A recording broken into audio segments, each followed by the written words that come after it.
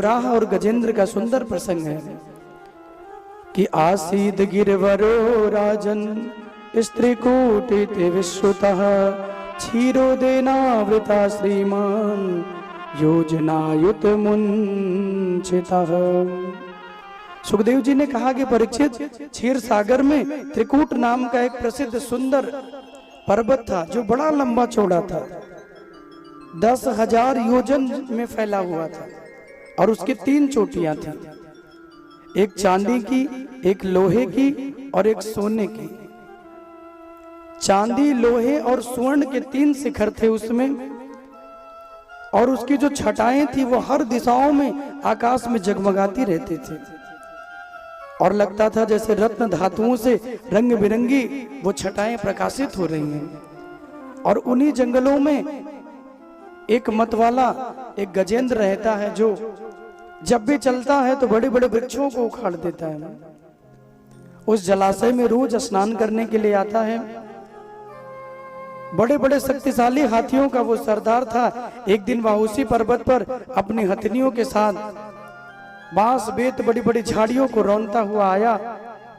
उसके गंध मात्र से सिंह, हाथी, बाघ, जितने जीव जंतु थे वो हट जाते थे।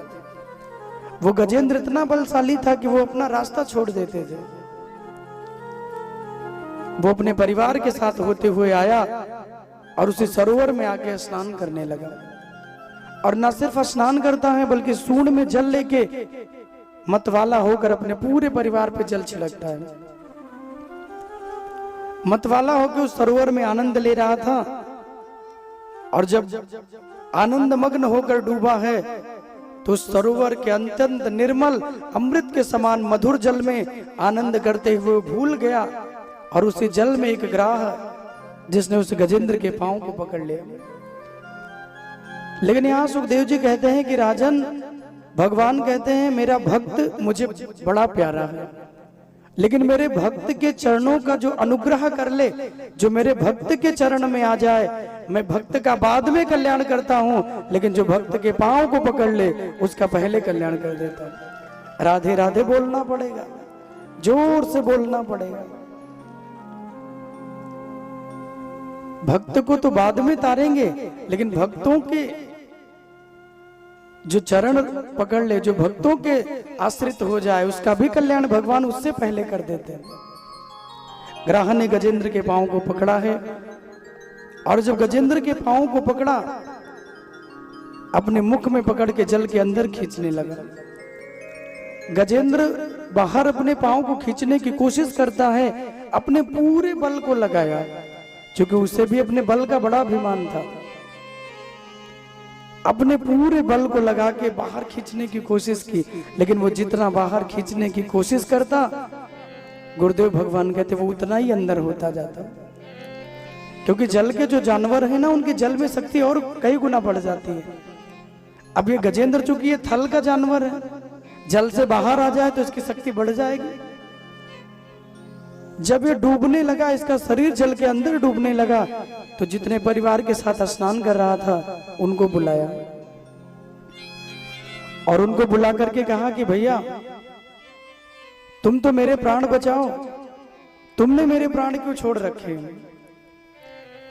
उसके परिवार ने, उन हथनियों ने, उन बच्चों ने उसकी सूंड में अपनी सूंड को फंसाया और अपना बल लगा के उसे बाहर खींचना चाहा। तम तत्र कश्चिन निवदेव चोदितो ग्राहो बलियाश चरणे रुषा ग्रहीत कियद्दैच्छयैवं व्यसनं गतो गजो यथा बलं सो अतिबलो विचक्रमे। उसे लग रहा था कि मैं अपने बल के द्वारा इस ग्राह को बाहर खींच ले जाऊंगा, लेकिन जब उस बल का प्रयोग किया और उस बल में भी वो बाहर नहीं निकल पाया, तो परिवार को बुलाया और जब परिवार आया, सूंड में सूंड डाल के खींचने लगा, लेकिन उनका भी प्रयास विफल हो गया। धीरे धीरे एक एक साथ छोड़ा के जाने लगे। ये कथा हमें ये भी प्रेरणा देती है। गजेंद्र ने कहा कि तुम लोगों के लिए मैंने अपना पूरा जीवन आश्रित कर दिया और आज मेरे जीवन पे संकट आया तो तुम हमें छोड़ के जा रहे हो।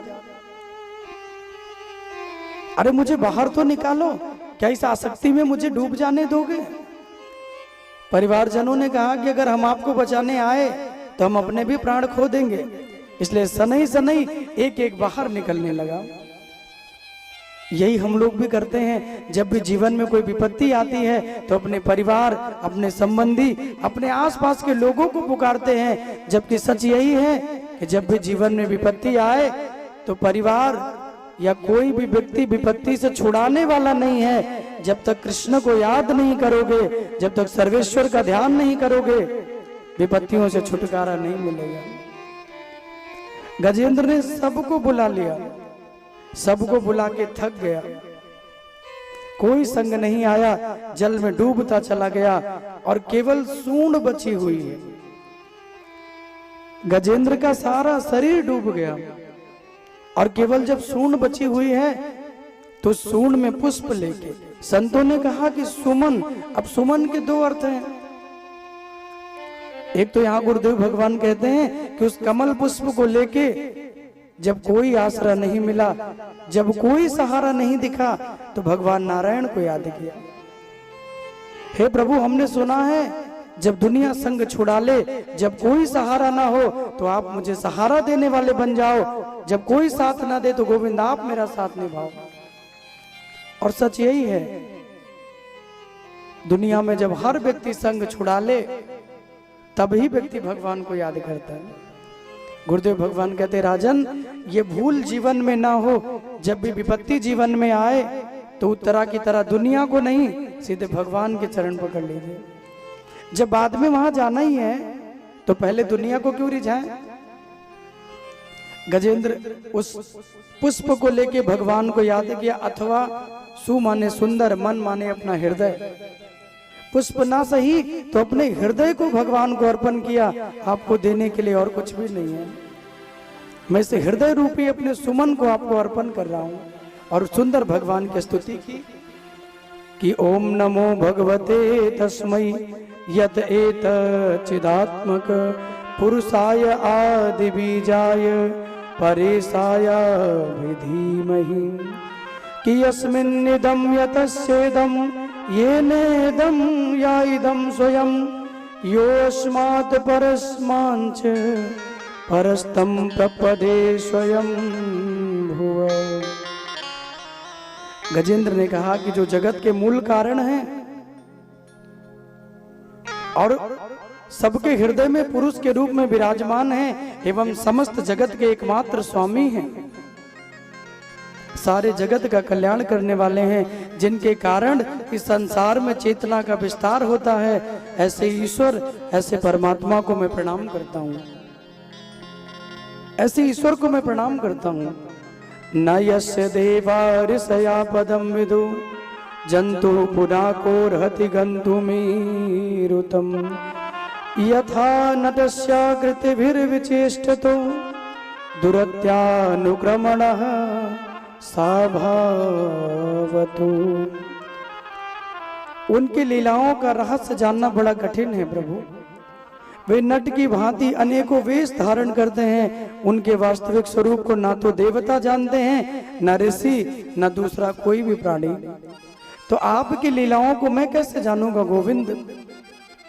न विद्यते यस्य च जन्म कर्म वा न नाम रूपे गुण दोष वा तथापि लोकाप्य संभवाय यः स्वमायया तान् अनुकाल मृच्छति।